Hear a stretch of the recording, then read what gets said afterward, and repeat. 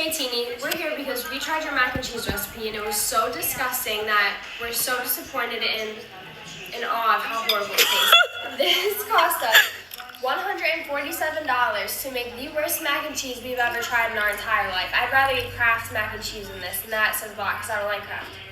We bought the exact cheese. We even had to go to Stop and Shop to get a different cheese grater. So we had to go through 2 different cheese graters. 3 hours this took us. 3 hours.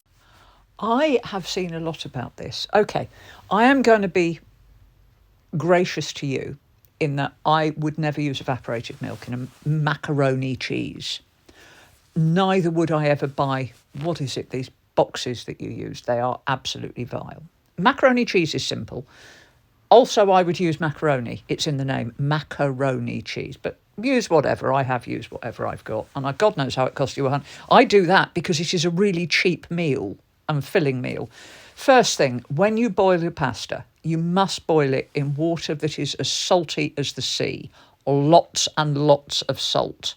You know, I mean, you can't really over salt pasta when you boil it. Cook your pasta, cook it al dente, to the teeth, so it's got a bit of bite because you're going to carry on cooking it in the bechamel sauce. You make your bechamel sauce. Okay, it's not difficult. You must be able to make a roux. You know, equal volume, flour and fat. It doesn't need to be butter. It can be oil. It can be a drop of lard. It can be bacon fat, anything. Cook off your flour. Add your milk. Now, that's where she does go a bit weird. I wouldn't use evaporated milk.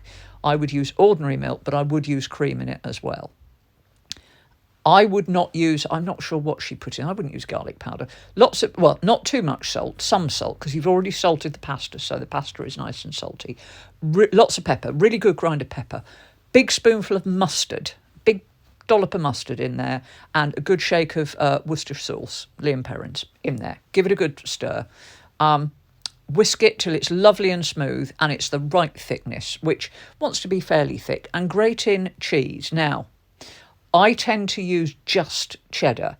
American cheeses are different, so I'm not going to share. I would use a good sharp cheddar. We like Wookey Whole or Cornish Quartz.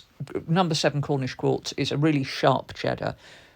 Cheddar in there. The reason you're adding the mozzarella is not for taste. It's to give it that stringy texture, which is why you're adding a lot of it. And of course, you grate your own cheese. Why would you buy pre-grated cheese? It's more expensive and it's got flour on the outside.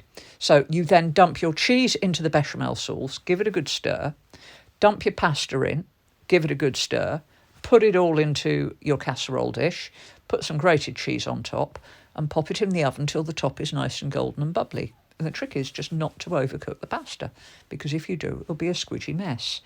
And I really wouldn't use evaporated milk.